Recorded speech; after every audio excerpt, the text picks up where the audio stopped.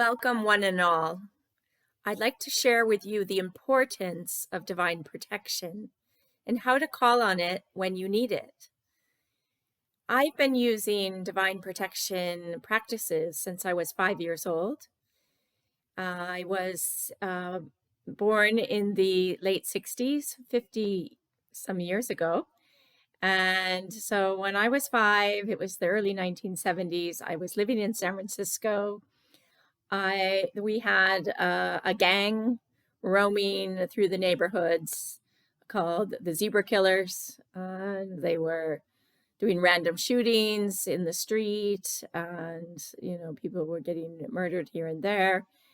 So I was aware of that. I could also perceive ghosts and dark energies, and so I was highly frightened in my environment and sensitive. I was an empath, Cancer rising, for those of you who know astrology.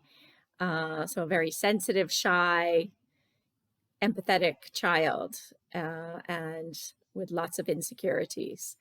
So my mother, who was already in her spiritual path, taught me a prayer at 5 years old, and that is the divine protection prayer.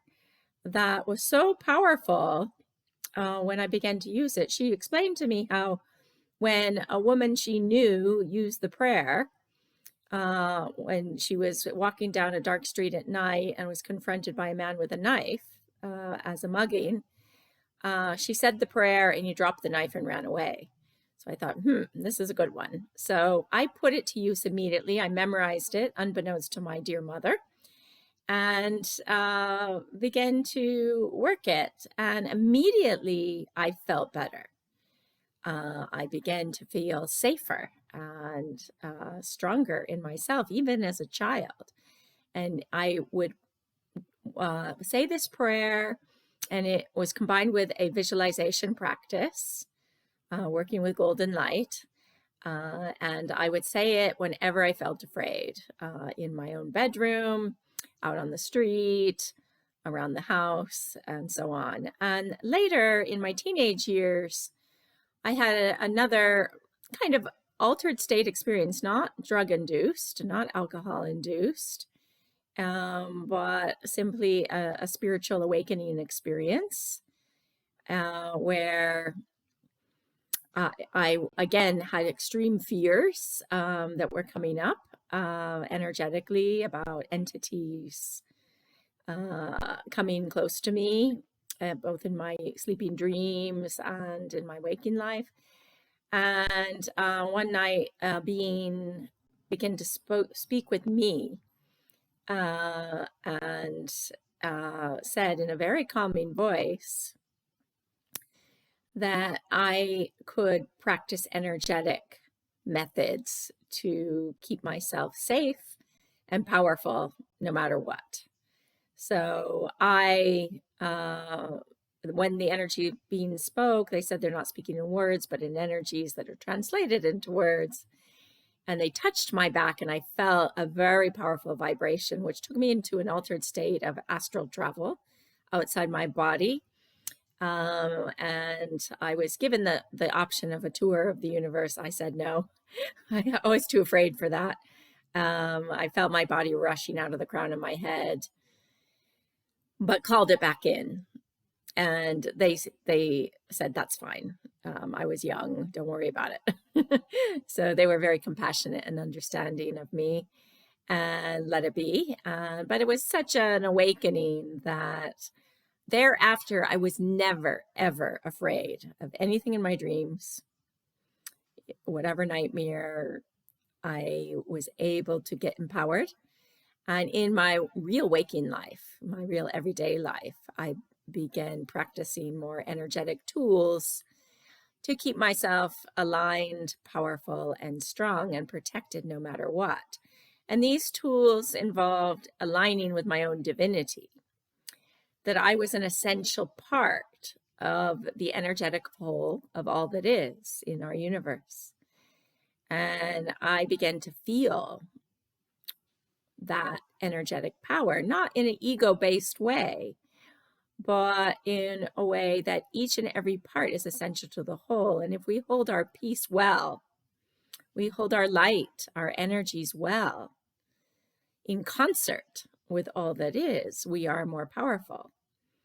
And I've been practicing these energetic alignment tools all my life, basically, since I was 5. So for 50 years.